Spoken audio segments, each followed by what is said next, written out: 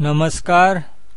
ભૌતિક વિજ્ઞાન ધોરણ 12 પ્રકરણ 7 નવમું ટીચિંગ ઓલ્ટરનેટિંગ કરંટ એટલે કે પ્રત્યાવર્તી પ્રવાહ. આજે આપણે આજના ટીચિંગમાં ટ્રાન્સફોર્મરનો પરિચય મેળવવાના છીએ. તો વિદ્યુત ટ્રાન્સફોર્મર એ આ પ્રકરણનો છેલ્લો ટોપિક છે. જો પહેલા તો ટ્રાન્સફોર્મરને પ્રાથમિક રીતે સમજીએ.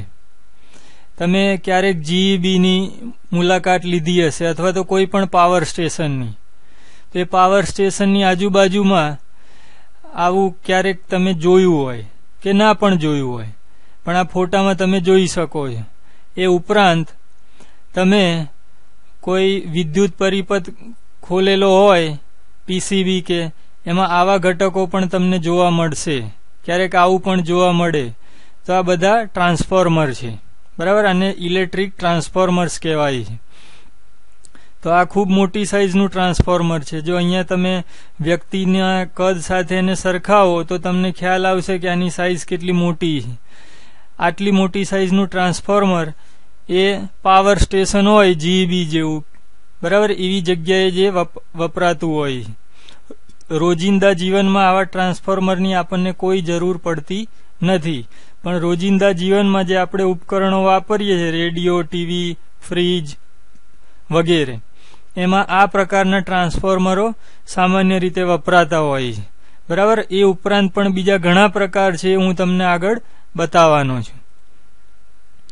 જો હવે વિશ્વનું મોટામાં મોટું ટ્રાન્સફોર્મર, એની માહિતી જાણીને તમને આશ્ચર્ય થશે કે વિશ્વનું અત્યારનું સૌથી મોટું ટ્રાન્સફોર્મર છે એનું વજન 900 ટન જેટલું છે અને એ 1110 કિલો વોલ્ટ એટલી વિદ્યુત ઉર્જા ઉપર એ કામ કરે છે.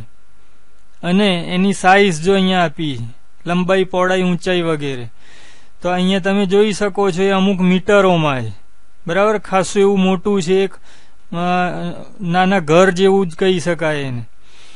અને એની કાર્યક્ષમતા એ 99% છે, એટલે 99% એ એફિશિયન્ટ છે, એટલે ખૂબ જ ઓછો એમાં ઉર્જાનો વ્યય થાય છે, બરાબર. આવું એક ટ્રાન્સફોર્મર પણ છે.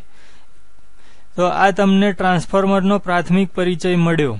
હવે વધારે ઊંડેથી એને સમજીએ અને જોઈએ કે ટ્રાન્સફોર્મર છે કેવી રીતે બનેલું હોય, એટલે કે મેકિંગ અ ટ્રાન્સફોર્મર, અથવા આપણે જાતે ટ્રાન્સફોર્મર બનાવવું હોય તો કેવી રીતે બની શકે. અહીંયા હું તમને એક વિડીયો બતાવું છું અને સાથે સમજાવીશ, તો તમે બરાબર ધ્યાનથી એને જુઓ કે કેવી રીતે ટ્રાન્સફોર્મર બનતું હોય છે. અથવા તો આપણે કોઈ ટ્રાન્સફોર્મરને ખોલી નાખીએ તો અંદરથી કેવું દેખાય એ પણ અહીંયા તમને જાણવા મળશે. તો સૌથી પહેલા આવો એક પ્લાસ્ટિકનો નળાકાર લેવાનો, એની ઉપર પ્રાઇમરી કોઇલ છે એનો એક છેડો વીંટી દેવાનો અને આ રીતે પ્રાઇમરી કોઇલ છે એ આખી વીંટી અને પૂરી કરી દેવાની. એના બે છેડા છે એ આ રીતે બહાર રાખવાના, બરાબર. જો અહીંયા બે છેડા કાઢ્યા પ્રાઇમરી કોઇલના. હવે એની ઉપર એક ઇન્સ્યુલેટિંગ ટેપ લગાવી દેવાની, કોઈ પણ મટીરિયલ, અને હવે સેકન્ડરી કોઇલ એ વીંટવાની ચાલુ કરવાની. તો જો હવે પ્રાઇમરીની ઉપર આ સેકન્ડરી કોઇલ આપણે વીંટી, હવે એ વીંટ્યા પછી વાયર કાપી અને એના પણ છેડા બહાર કાઢવાના. અહીંયા ટ્રાન્સફોર્મરના પ્રકાર પ્રમાણે છેડા બહાર નીકળશે. હવે એ બંને કોઇલની ઉપર આવું અવાહક દ્રવ્ય લગાવી દેવાનું, ઇન્સ્યુલેટિંગ, અને પછી એની અંદર નરમ લોખંડનો ગર્ભ ઈ આકારનો, બરાબર, એ લગાવી દેવાનું. પછી આ રીતે કલર કરી અને ટ્રાન્સફોર્મર છે એને તૈયાર કરી દેવાનું. એ છૂટું ના પડે એટલે આ રીતે નટ બોલ્ટથી આ પટ્ટીઓને ટાઈટ કરી દેવાની. જો અહીંયા તમે જોઈ શકો છો. અને એને સ્ટેન્ડ પણ આવું લગાવી દેવાનું ને પરિપથમાં એને આ રીતે આપણે જોડી શકીએ. તો આ રીતે બને છે ટ્રાન્સફોર્મર. જો આ ટ્રાન્સફોર્મરના બીજા પ્રકાર પણ છે જે તમારી માહિતી માટે અહીંયા મેં મૂક્યા છે. જો આ મોટી સાઇઝનું છે, આ બીજા અલગ અલગ છે, અને સૌથી નાની સાઇઝના પણ ટ્રાન્સફોર્મર આમાં તમને જોવા મળી રહ્યા છે. તો આ રીતે ઘણી બધી પ્રકારના ટ્રાન્સફોર્મર છે એ પરિપથમાં જેવી જરૂરિયાત હોય એ પ્રમાણે વપરાતા હોય. આ બધું તમારે યાદ રાખવું અત્યારે જરૂરી નથી, પણ આ માહિતી હોય તો અભ્યાસ કરવાની આપણને મજા પડે. જો હમણાં આપણે ટ્રાન્સફોર્મરના પ્રકારો જોયા, એના ફોટા જોયા, હવે ટ્રાન્સફોર્મરની થિયરી સમજવાની છે. તો ટ્રાન્સફોર્મર એટલે શું તેનો સિદ્ધાંત લખો અને તેની રચના પણ લખો. તો હવે આપણે ટ્રાન્સફોર્મરની થિયરી શરૂ કરી રહ્યા છીએ. તો આપણે બહુ શોર્ટમાં કેવું હોય તો ટ્રાન્સફોર્મર એટલે શું, તો આ એવું ઉપકરણ છે કે એના માટે આવું કહી શકાય કે it can transform voltage end current, so it is called transformer. અથવા જેના વડે વોલ્ટેજ અને વિદ્યુત પ્રવાહ એને ટ્રાન્સફોર્મ કરી શકાય અથવા તો એનું સ્તર અથવા એનું મૂલ્ય એ વધારી કે ઘટાડી શકાય એવું જે ઉપકરણ છે એને ટ્રાન્સફોર્મર કહેવાય. આપણે આમ કહી શકીએ પહેલો પોઈન્ટ કે ટ્રાન્સફોર્મર એ એસીના નીચા વોલ્ટેજને ઊંચા વોલ્ટેજમાં અથવા ઊંચા વોલ્ટેજને નીચા વોલ્ટેજમાં રૂપાંતરિત કરી આપે છે. તો આ રૂપાંતરણ કરી આપતું જે ઉપકરણ છે એને આપણે ટ્રાન્સફોર્મર તરીકે ઓળખીએ. બરાબર. આ ટ્રાન્સફોર્મર શબ્દ એટલા માટે વપરાય છે કે વોલ્ટેજનું અને પ્રવાહનું રૂપાંતર કરે છે. જો હવે આ રૂપાંતર થાય એટલે કાં તો વધારો થાય અથવા ઘટાડો, બે શક્યતા હોય. રૂપાંતરમાં બંને સંભાવના હોય, વધે પણ ખરું અને ઘટે પણ ખરું. તો એ પ્રમાણે આના બે પ્રકાર પડશે. વધારી આપે એવું તો એને સ્ટેપ અપ કહીશું અને ઘટાડી આપે એવું તો એને સ્ટેપ ડાઉન કહેવાય. જો અહીંયા વ્યવસ્થિત રીતે સમજીએ, જે ટ્રાન્સફોર્મરની મદદથી ઇનપુટ વોલ્ટેજ વધારી શકાય તેને સ્ટેપ અપ ટ્રાન્સફોર્મર કહેવાય અને જે ટ્રાન્સફોર્મરની મદદથી ઇનપુટ વોલ્ટેજ ઘટાડી શકાય તેને સ્ટેપ ડાઉન ટ્રાન્સફોર્મર કહેવાય. જો વોલ્ટેજ વધે તો પ્રવાહ ઘટે, આ યાદ રાખજો, અને વોલ્ટેજ ઘટે તો પ્રવાહ હંમેશા વધે જ. તો આ જે અપ અને ડાઉન જે નામ આપ્યા છે ને વોલ્ટેજના સંદર્ભમાં છે, યાદ રાખવાનું, પ્રવાહના સંદર્ભમાં નહીં. ટ્રાન્સફોર્મર એ અન્યોન્ય પ્રેરણના સિદ્ધાંત ઉપર કાર્ય કરે છે. આ ખાસ યાદ રાખજો, સિદ્ધાંત. પરીક્ષામાં ટૂંકા પ્રશ્નમાં માત્ર સિદ્ધાંત પણ પૂછાય. બરાબર, એ યાદ રાખવાનું. અન્યોન્ય પ્રેરણ આપણે આગળના પ્રકરણોમાં શીખી ગયા, ફેરેડેના પ્રયોગોમાં. તો અન્યોન્ય પ્રેરણમાં શું થાય, એક ગૂંચડામાં જ્યારે વિદ્યુત પ્રવાહનો ફેરફાર થાય ત્યારે બીજા ગૂંચડામાં વગર સોર્સે બરાબર ઈએમએફ મળે પ્રેરિત. તો એ અન્યોન્ય પ્રેરણ હતું. અંગ્રેજીમાં એને મ્યુચ્યુઅલ ઇન્ડક્ટન્સ પણ કહેવાય. તો ટ્રાન્સફોર્મર એ જ સિદ્ધાંત ઉપર આધાર કરતું ઉપકરણ છે. અથવા તો એ જે ફેરેડેનો પ્રયોગ હતો એ જ પ્રયોગ આપણે ટ્રાન્સફોર્મર વડે કરી રહ્યા છીએ એમ પણ કહેવાય. હવે જો એની રચના સમજીએ, ટ્રાન્સફોર્મરમાં એકબીજાથી અલગ કરેલ બે કોઇલનું જોડકું હોય છે. જો આ એક કોઇલ, આ બીજી કોઇલ અને આનું જોડકું અથવા ગ્રુપ એને ખાસ રીતે ગોઠવેલું હોય છે. હવે આકૃતિમાં દર્શાવેલું છે. જો આ તો વાસ્તવિક ફોટો છે ટ્રાન્સફોર્મરનો અને આ ટેક્સ્ટબુકની આકૃતિ. બરાબર, આ લાઈન ફિગર કહેવાય જે આપણે પરીક્ષામાં અથવા દોરવા માટે અથવા સમજવા માટે હોય. તો આમાં આ નરમ લોખંડનો ગર્ભ છે. આ શા માટે વપરાય છે એ તમે ફેરેડેના પ્રયોગમાં સમજ્યા જ હશો. છતાં પણ હું તમને કહી દઉં કે પ્રાઇમરીનું ચુંબકીય ક્ષેત્ર પૂરેપૂરું સેકન્ડરી સાથે સંકળાય એ હેતુ માટે આ નરમ લોખંડનો ગર્ભ રાખેલો હોય. તો નરમ લોખંડના ગર્ભ પર તાંબાના તારના ગૂંચડા છે. જો આ એક ગૂંચડું, આ બીજું ગૂંચડું, આ નરમ લોખંડનો ગર્ભ અહીંયા આ છે માનવાનું. બરાબર, હજી જો એની બીજી રચના છે એ આગળ શીખવાના છીએ. તો આ જુદા આકારનો નરમ લોખંડનો ગર્ભ છે. તો એની ઉપર આ બે ગૂંચડા વીંટ્યા છે અને આમાં આ જે પટ્ટી દેખાય છે એ નરમ લોખંડનો ગર્ભ છે. તો આ આકૃતિઓ છે અને આ વાસ્તવિક ફોટા છે. એમાં દર્શાવ્યા પ્રમાણે ટ્રાન્સફોર્મરની રચનામાં કઈ બે બાબતો થઈ, એક તો નરમ લોખંડનો ગર્ભ અને બે ગૂંચડા, અને એક ગૂંચડાને પ્રાઇમરી કહીશું અને બીજાને સેકન્ડરી. તો આટલી જ રચના છે આમ જોવા જઈએ તો. હવે પ્રાઇમરી ગૂંચડું છે એમાં આટાની સંખ્યા છે એને એનપી થી દર્શાવવાની અને સેકન્ડરી છે એના આટાની સંખ્યાને એનએસ થી દર્શાવવાની. જો આના આટા છે એનપી કહેવાશે, આના એનએસ. કારણ બીજી રીતે એમ પણ કહેવાય કે આને ઇનપુટ કોઇલ પણ કહેવાય અને આને આઉટપુટ કોઇલ પણ કહેવાય. જો આમાં આ ઇનપુટ આઉટપુટ, આમાં આ ઇનપુટ છે આઉટપુટ છે, એ રીતે આમાં ઇનપુટ આઉટપુટ, આમાં પણ એ રીતે ઇનપુટ અને આઉટપુટ મળે. તો આ રીતે આપણે ટ્રાન્સફોર્મરની રચનાને સમજવાની છે. તો રચનામાં મુખ્ય તો ગૂંચડા છે અને નરમ લોખંડનો ગર્ભ છે અને એમાં આટાઓની સંખ્યા છે. હવે આ આટા છે, ગૂંચડાના આટા, એને વીંટવાના બે પ્રકાર છે, બરાબર, અથવા ટ્રાન્સફોર્મર બનાવવાની બે પદ્ધતિઓ છે એમ પણ કહી શકીએ આપણે. તો પેલું છે કોર ટાઈપનું, આ જે દેખાય છે કોર પ્રકારનું કહેવાય. આ રહ્યું, આ આકૃતિ છે, આ વાસ્તવિક કોર પ્રકારનું ટ્રાન્સફોર્મર થયું. બીજું છે સેલ પ્રકારનું, આ સેલની આકૃતિ છે અને આ વાસ્તવિક સેલ પ્રકારનું ટ્રાન્સફોર્મર છે. જો એમાં શું હોય છે તો નરમ લોખંડના ગર્ભના અલગ અલગ ભાગો પર ગૂંચડાઓ વીંટાયેલા હોય. જો આ એક ભાગ, આ બીજો ભાગ. આમ તો નરમ લોખંડનો ગર્ભ સળંગ જ છે, છતાંય ડાબી સાઈડ કે એક ભાગ અને બીજી સાઈડ એ રીતે એને ઓળખો. તો નરમ લોખંડના ગર્ભ ઉપર આ બે ગૂંચડા છે એ અલગ અલગ જગ્યાએ વીંટાળેલા છે કોર ટાઈપમાં, બરાબર. અને સેલ ટાઈપમાં બંને એકબીજા ઉપર વીંટાળેલા છે અને આ જે બે ભાગ રહ્યા એ ખુલ્લા મૂકી દીધા છે. જો આ ઓ શેપનું છે એમ યાદ રાખી શકો કોર ટાઈપનું, અને સેલ ટાઈપનું એ અંગ્રેજી 8 જેવા આકારનું છે અને એના મધ્ય ભાગમાં બંને ગૂંચડા એકબીજા ઉપર વીંટાળેલા હોય, બરાબર. આનો એક ફાયદો છે જે તમે આગળ શીખશો કે આવું શા માટે કરવામાં આવે. તો આ બે પ્રકાર થયા રચનાની દ્રષ્ટિએ. જો હવે સ્ટેપ ડાઉન અને સ્ટેપ અપ એ બે ટ્રાન્સફોર્મર છે એની આપણે આકૃતિઓ સમજીએ. તો પરીક્ષામાં ઘણીવાર આ આકૃતિ પૂછાય છે કે સ્ટેપ ડાઉન ટ્રાન્સફોર્મરની આકૃતિ દોરો તો આ રીતે દોરવાની, અને સ્ટેપ અપની પૂછી હોય તો આ રીતે. ધ્યાન શું રાખવાનું, સ્ટેપ ડાઉનમાં સેકન્ડરીના આંટા પ્રાઇમરી કરતા ઓછા દર્શાવવાના અને આમાં અપમાં વધુ દર્શાવવાના. બીજું, આમાં જે કંઈ દર્શાવેલું છે એ જ રીતે આકૃતિ દોરવાની. આ બે વચ્ચે બે ઊભી સમાંતર લાઈનો દોરવી જરૂરી છે, બરાબર. પ્રાઇમરી અને સેકન્ડરી દર્શાવવું પણ જરૂરી છે. જો આ રીતે પૂરેપૂરું તમે દર્શાવો તો જ એના માર્ક્સ પૂરા મળે. જો આમાં કોઈ પણ ખામી હોય તો આના માર્ક્સ કપાઈ શકે. તો આ સ્ટેપ ડાઉન અને સ્ટેપ અપ ટ્રાન્સફોર્મર એની સંજ્ઞાત્મક આકૃતિ એ ખાસ યાદ રાખવાની છે.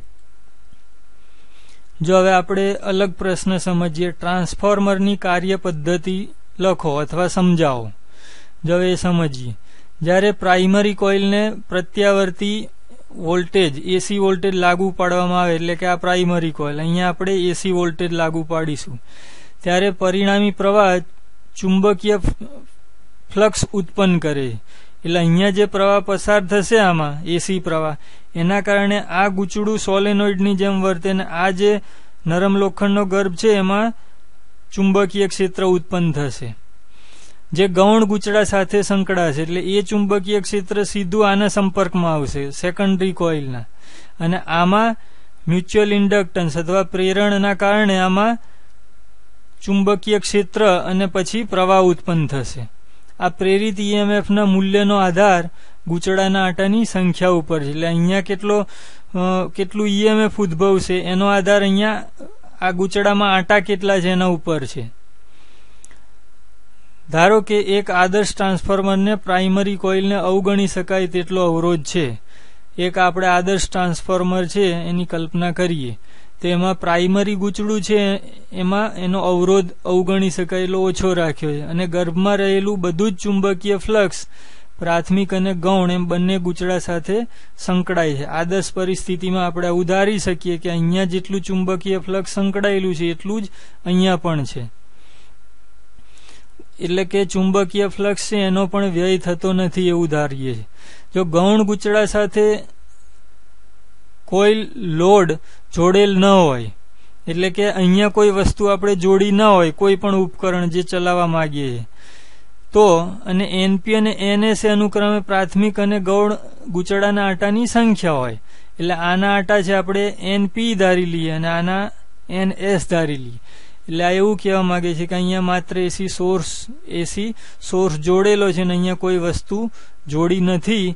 એવી પરિસ્થિતિમાં આપણે ગણતરી કરવા માંગીએ છીએ. તો આપણે આગળ શીખી ગયા એ પ્રમાણે પ્રેરિત ઈએમએફ છે એનું સૂત્ર આ રીતે લખી શકીએ કે આ બાજુ જે પ્રેરિત ઈએમએફ છે ઈપી બરાબર, ઈપી બરાબર minus NP D by DT, જ્યાં એનપી એટલે આના આંટાની સંખ્યા, ડી એટલે આની સાથે સંકળાયેલું ફ્લક્સ, અને ટી એ ટાઈમ છે, બરાબર. આ માઇનસ નિશાની એ લેન્સના નિયમની હાજરી સૂચવે છે અથવા બેક ઈએમએફ છે. અને આ જે બીજું ગૂંચડું છે એમાં એ જ રીતે લખી શકાય ES સેકન્ડરીના નું EMF બરાબર માઇનસ NS એટલે સેકન્ડરીના આટાની સંખ્યા અને એની સાથે સંકળાયેલા ફ્લક્સના ફેરફારનો સમય દર કહેવાય dφ/dt. તો આવા બે સૂત્રો આપણને મળે. હવે આપણે EP અને ES એની જગ્યાએ VP અને VS લખીએ બરાબર, ટર્મિનલ વોલ્ટેજ. તો VP અને VS મૂકતા તો વોલ્ટેજ છે તો હવે સૂત્ર જો આ રીતે બની જશે, અહીંયા EP ની જગ્યાએ VP કર્યું અને ES ની જગ્યાએ VS કર્યું અને હવે આ બેનો ગુણોત્તર લઈ લઈએ તો VS ભાગ્યા VP કરીએ તો dφ/dt કેન્સલ થશે અને NS/NP આપણને મળશે, માઇનસ માઇનસ છે પ્લસ થઈ જશે. તો જો આ એક મહત્વનું સૂત્ર મળ્યું. આ સૂત્ર ઉપરથી પ્રાઇમરીના વોલ્ટેજ અને એના આટા ને સેકન્ડરીના વોલ્ટેજ અને આટા સાથે આપણે સાંકળી શકીએ. જો હવે આ જે સંબંધ મેળવ્યો આપણે આ સૂત્ર એ આદર્શ પરિસ્થિતિ અથવા 3 ધારણાઓના આધારે મેળવેલો છે. એ કઈ 3 ધારણાઓ છે? તો પહેલું, પ્રાઇમરીમાં પ્રવાહ અને તેનો અવરોધ ખૂબ ઓછા છે એમ ધારવાનું. આમાં પ્રવાહનું મૂલ્ય અને અવરોધનું મૂલ્ય ઓછું છે. એ રીતે સેકન્ડરીમાં પણ પ્રવાહનું મૂલ્ય ઓછું ધારવાનું અને પ્રાઇમરી અને સેકન્ડરી ગૂંચળાઓમાં આટા દીઠ સમાન ફ્લક્સ રહેલ છે. એટલે કે ઘણીવાર આ કોઇલ બનાવે તો આટા નાના મોટા એ હોય છતાં અહીંયા આપણે આદર્શ પરિસ્થિતિ ધારવાની છે કે દરેક આટા સાથે સંકળાયેલું ફ્લક્સ એ એક જ સરખું છે બરાબર, એમ માનવાનું બંને ગૂંચળા માટે. અને બીજું કે ફ્લક્સ છે એ આ નરમ લોખંડના ગર્ભમાંથી છટકી જતું નથી. એટલે જો નરમ લોખંડનો ગર્ભ ના હોય તો પ્રાઇમરીનું ચુંબકીય ક્ષેત્ર આખા અવકાશમાં બધે ફેલાય અને પૂરેપૂરું એ સેકન્ડરી સાથે સંકળાય નહીં. અને જો આ નરમ લોખંડનો ગર્ભ છે એ પણ આદર્શ ના હોય તો ગર્ભ હોવા છતાં પણ પ્રાઇમરીનું ચુંબકીય ક્ષેત્ર થોડું ઘણું અવકાશમાં ફેલાઈ જાય. એટલે જેટલું ઉદ્ભવ્યું હોય એટલું અહીંયા સેકન્ડરી સાથે સંકળાય નહીં બરાબર. પણ અહીંયા આપણે એવું ધારીને ચાલવાનું છે કે પ્રાઇમરીનું જે ચુંબકીય ક્ષેત્ર છે એ પૂરેપૂરું આ કોર દ્વારા સેકન્ડરી સાથે સંકળાયેલું છે એવું આ કહેવા માંગે છે. તો આદર્શ પરિસ્થિતિ હોય તો આ સૂત્ર સાચું પડે.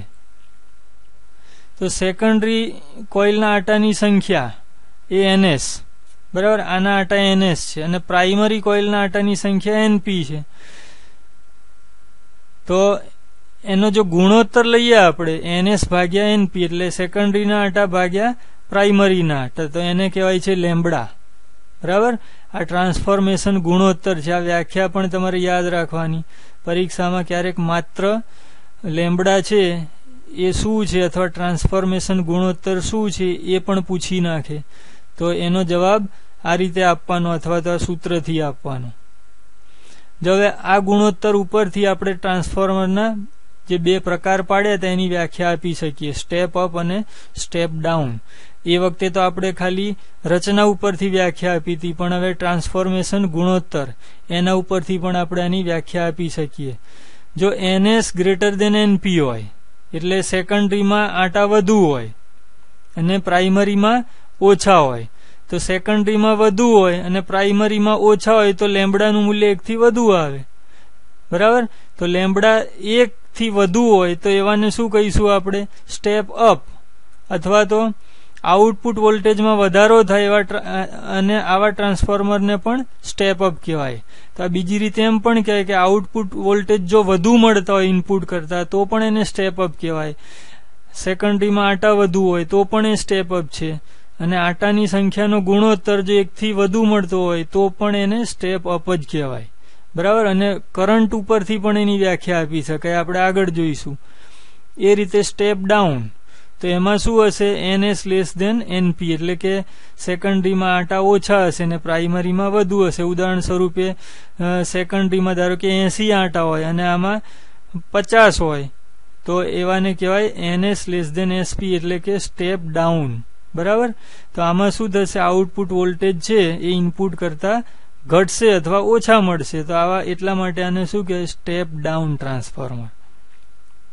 તો આ હતી ટ્રાન્સફોર્મરની કાર્ય પદ્ધતિ. હવે આદર્શ ટ્રાન્સફોર્મર માટે પાવરના સૂત્રના ઉપયોગથી આઈપી ભાગ્યા આઈએસ બરાબર વીએસ ભાગ્યા વીપી બરાબર એનએસ ભાગ્યા એનપી આવો એક સંબંધ આપણે સાબિત કરીને મેળવવાનો છે. જો હવે એનો જવાબ આપણે લખતા જઈએ અને સમજતા જઈએ. આદર્શ ટ્રાન્સફોર્મરની કાર્યક્ષમતા 100% હોય બરાબર. તેથી એમાં ઉર્જાનો વ્યય થાય નહીં અને ઇનપુટ જેટલો પાવર આપણે ઇનપુટ કર્યો એટલો જ આઉટપુટ પાવર મળે. જો બરાબર સમજજો, પાવર ટ્રાન્સફોર્મરમાં આદર્શ ટ્રાન્સફોર્મરમાં હંમેશા ઇનપુટ પાવર અને આઉટપુટ પાવર સરખા જ હોય. તો જુદું શું હોય? વોલ્ટેજ જુદા હોઈ શકે, કરંટ જુદો હોઈ શકે બરાબર, આંટાની સંખ્યા જુદી હોઈ શકે, પણ પાવર તો હંમેશા સરખો જ હોય. તો આપણે પાવર માટે લખી શકીએ P બરાબર VI. આ તો સ્ટાન્ડર્ડ સૂત્ર છે જ. અને પાવર માટે આવું પણ લખી શકાય, ઇનપુટ પાવર બરાબર આઉટપુટ પાવર આદર્શ પરિસ્થિતિમાં. તો પાવર એટલે આ બેનો ગુણાકાર, પ્રવાહ અને વોલ્ટેજ. તો પ્રાઇમરી કોઇલ માટે લખાય IP ઇન્ટુ VP અને સેકન્ડરી કોઇલ માટે IS ઇન્ટુ VS. તો આ બંને હંમેશા ઇક્વલ બને. તો આને કહીએ સમીકરણ 1.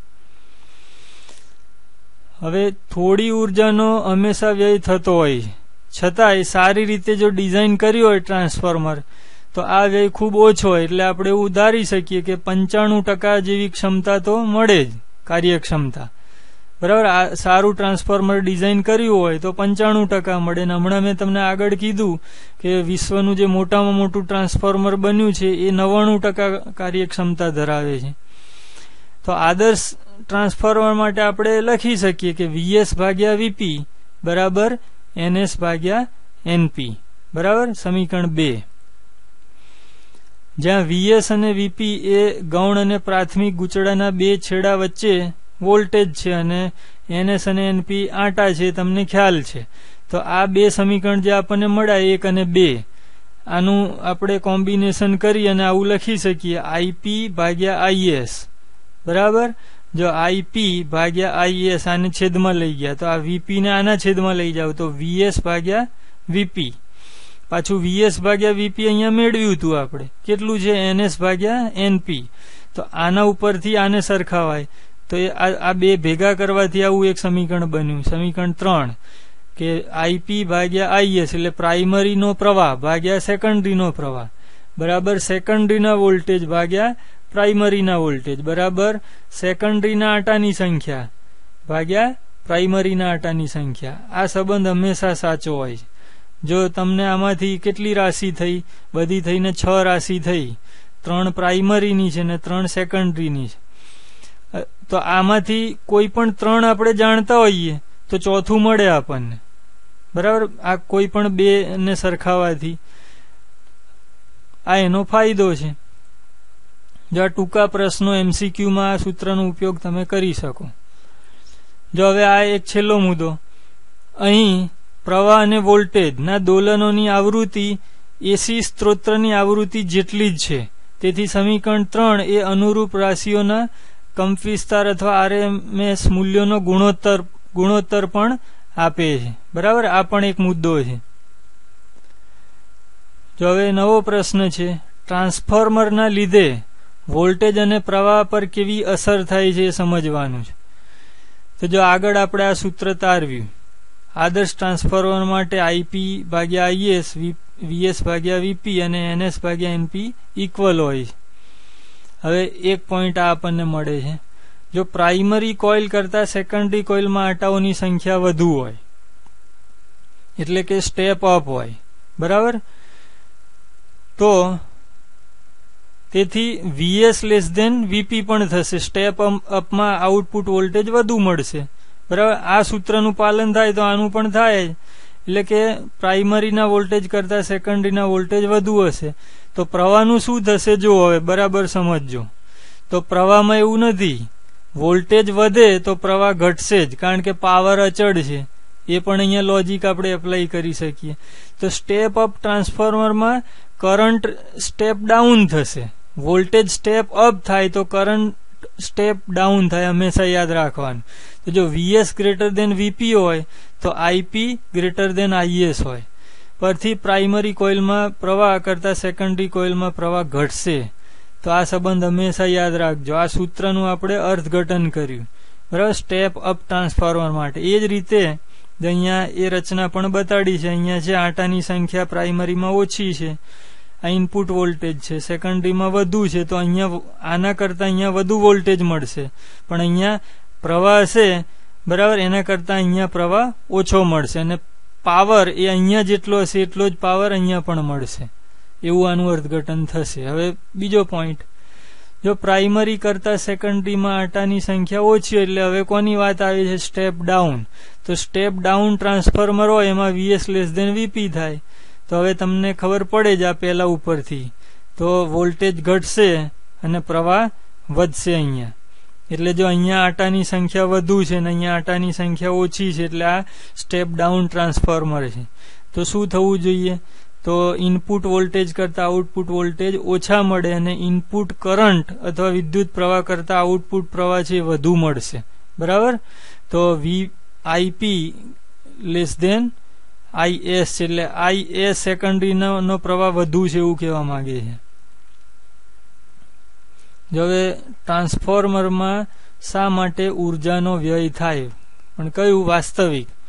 આદર્શ ટ્રાન્સફોર્મરમાં ઉર્જાનો વ્યય નથી હોતો, પણ વાસ્તવિક ટ્રાન્સફોર્મર હોય એમાં થોડો ઘણો ઉર્જાનો વ્યય થાય છે, બરાબર. એની કાર્યક્ષમતા પ્રમાણે એમાં ઉર્જાનો વ્યય હોય.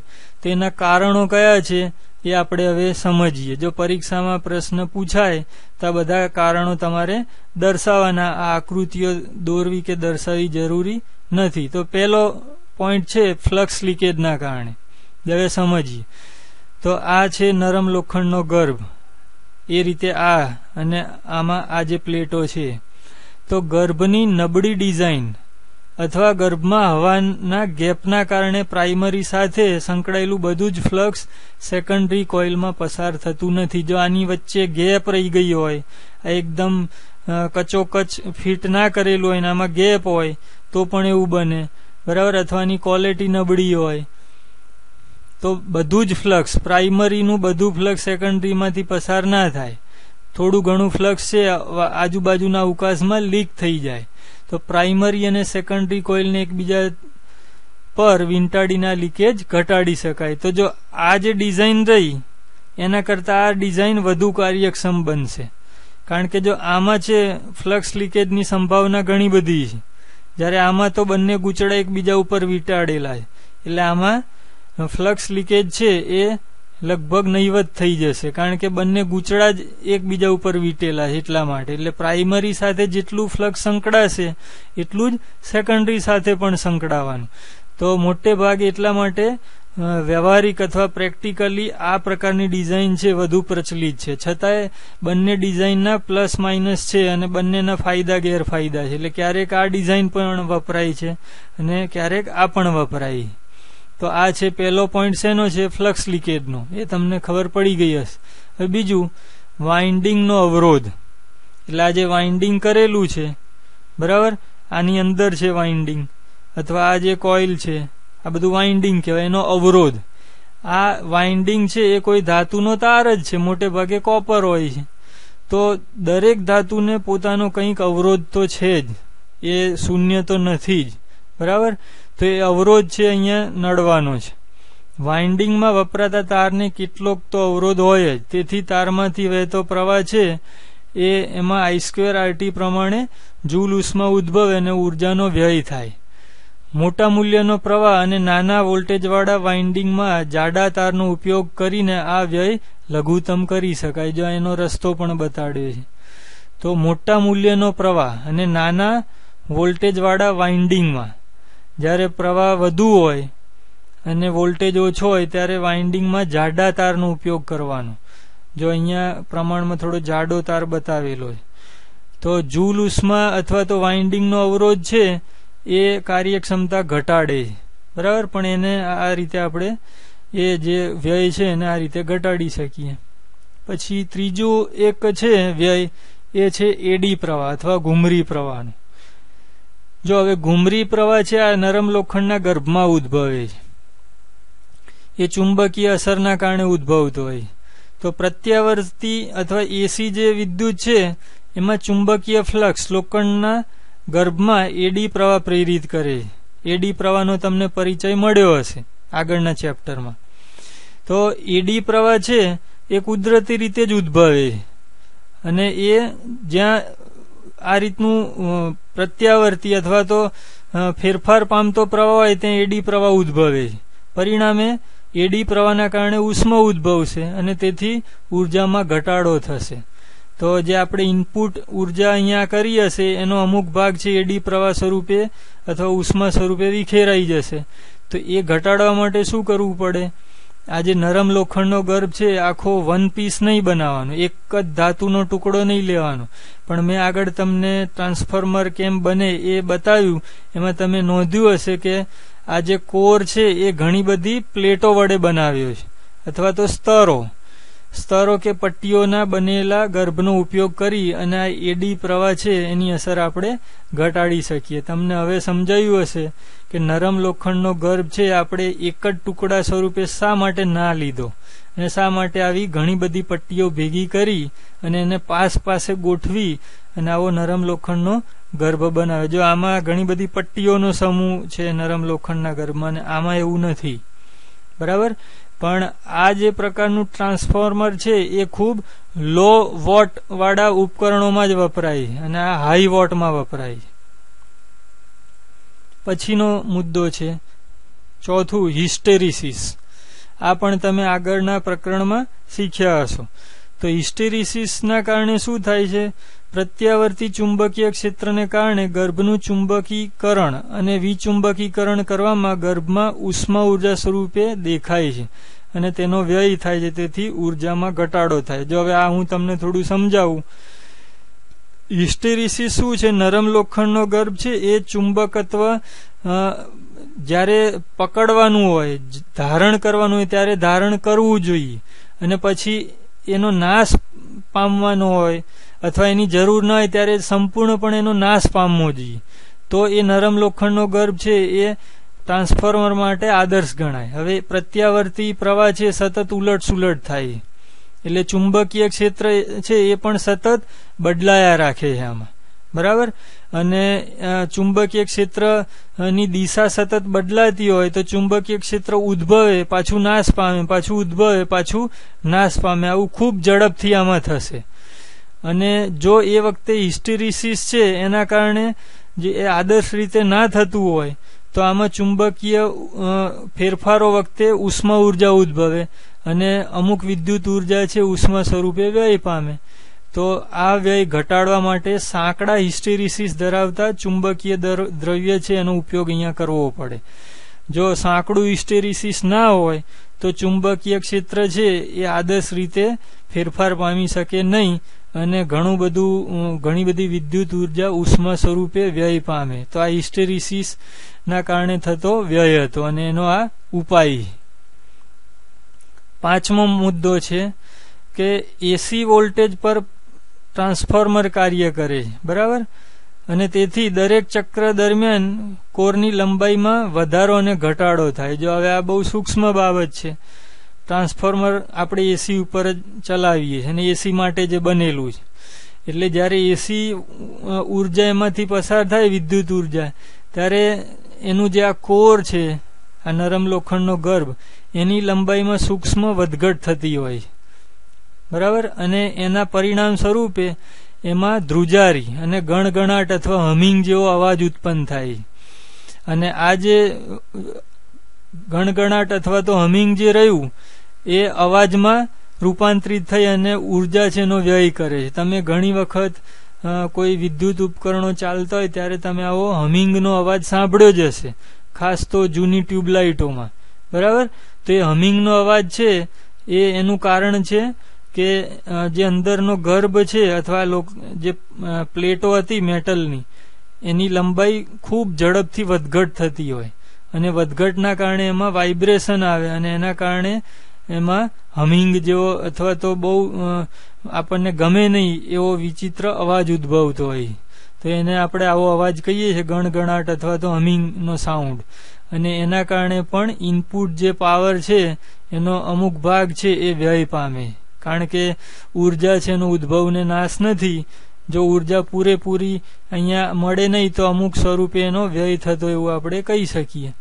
તો જો આટલા મુદ્દાઓ હતા કે વાસ્તવિક ટ્રાન્સફોર્મરમાં શા કારણે ઉર્જાનો વ્યય થાય છે અને આપણે કેવી રીતે ઘટાડી શકીએ. તો જો પરીક્ષામાં આ પ્રશ્ન પૂછાય તો આ 5 મુદ્દા શબ્દશ બહુ જ સારી રીતે તમારે લખવા જોઈએ, તો એના પૂરા માર્ક્સ મળે.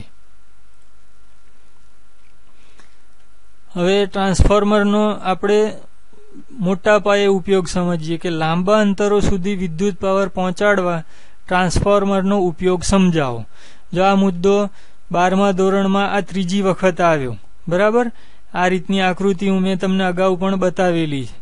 તો જ્યારે પાવર સ્ટેશન હોય અથવા પાવર પ્લાન્ટ, ત્યાં જે વિદ્યુત ઉત્પન્ન થાય છે એને સેંકડો કિલોમીટર દૂર કોઈ ઘર કે ફેક્ટરી સુધી પહોંચાડવી હોય તો આવા લાંબા લાંબા કેબલો બિછાવવા પડે અને ઉષ્મા સ્વરૂપે વ્યય ઘટાડવા માટે ખૂબ ઊંચા વોલ્ટેજે એ વિદ્યુત છે ઉર્જા એને મોકલવી પડે છે. જો અહીંયા અંદાજિત ગણતરીઓ બતાવી છે કે અહીંયા જે વિદ્યુત ઉર્જા ઉદ્ભવી એ 12,000 વોલ્ટ છે. પછી અહીંયા સ્ટેપ અપ ટ્રાન્સફોર્મર વડે એને 2,40,000 વોલ્ટ એટલા ઊંચા વોલ્ટેજે અહીંયા રૂપાંતરિત કરી છે. એટલે આ જે ટ્રાન્સફોર્મર છે એ સ્ટેપ અપ છે, જે 12,000 ને 2,40,000 માં રૂપાંતરિત કરશે. પછી એ વિદ્યુત ઉર્જા આ કેબલો અને આ જે ટાવર છે એ દ્વારા આગળ વધી રહી છે, ટાવર ઉપર જે કેબલ છે એના દ્વારા. પછી એ વિદ્યુત ઉર્જા અહીંયા પહોંચે તો આપણે એને સીધી વાપરી શકીએ નહીં આટલા બધા વોલ્ટેજ, એટલે અહીંયા પાછા એ વોલ્ટેજ છે એને ડાઉન કર્યા છે 8,000 વોલ્ટ. એટલે અહીંયા સ્ટેપ ડાઉન ટ્રાન્સફોર્મર વપરાયું. અને ઘરમાં કે ફેક્ટરીમાં પાછું એને હજી વધારે ઓછું કરવું પડે. તો જો આ બધા પોઈન્ટ છે સમજીએ. ટ્રાન્સફોર્મરનો ઉપયોગ કરીને લાંબા અંતરો સુધી વિદ્યુત ઉર્જાનું મોટા પાયે પ્રસારણ અને વિતરણ કરવામાં આવે છે. જો આ મેં તમને સમજાવ્યું. જનરેટરના આઉટપુટ વોલ્ટેજ સ્ટેપ અપ કરવામાં આવે છે, અહીંયા જે સ્ટેપ અપ કર્યા, જેથી પ્રવાહ ઘટે છે અને જે ઉષ્મા સ્વરૂપે વ્યય છે એ પણ આપણે ઘટાડી શકીએ. ત્યારબાદ તેને આ રીતે કેબલો દ્વારા ગ્રાહકો સુધી સબસ્ટેશન સુધી મોકલવામાં આવે છે. જો આ જે રહ્યું ને એને સબસ્ટેશન, અહીંયા કોઈ સબસ્ટેશન છે અથવા તો આપણે વાપરી શકીએ સ્વરૂપમાં ફેરવી આપે એવું કોઈ સ્થળ છે. સબસ્ટેશન ને વોલ્ટેજને ઘટાડવામાં આવે છે અને 240 વોલ્ટનો પુરવઠો ઘર સુધી પહોંચે એવી રીતે ત્યાં બધી ગોઠવણી કરી હોય છે. જો હવે આ તમને વધારે ડિટેલમાં હું સમજાવું છું. જો અહીંયા એક થાંભલો છે એના ઉપર સ્ટેપ ડાઉન ટ્રાન્સફોર્મર અહીંયા દર્શાવેલું છે. તમે આવું તમારા ઘરની આસપાસ ઘણી જગ્યા આવું જોયું હશે. એ કેવું હોય છે પણ તમને યાદ આવશે જ, બરાબર. જો આ થાંભલા છે એ થાંભલાની વચ્ચે જે આ ભાગ દેખાય છે એ સ્ટેપ ડાઉન ટ્રાન્સફોર્મર છે. એ 8,000 વોલ્ટ જેટલા પાવરને એ 240 વોલ્ટમાં કન્વર્ટ કરીને આપણા ઘર સુધી પહોંચાડી આપે છે, બરાબર. તો અહીંયા સબસ્ટેશન ઘણીવાર ગામડામાં અને આને સબસ્ટેશન બોલે છે પણ ખરેખર છે એ સબ સ્ટેશન, બરાબર.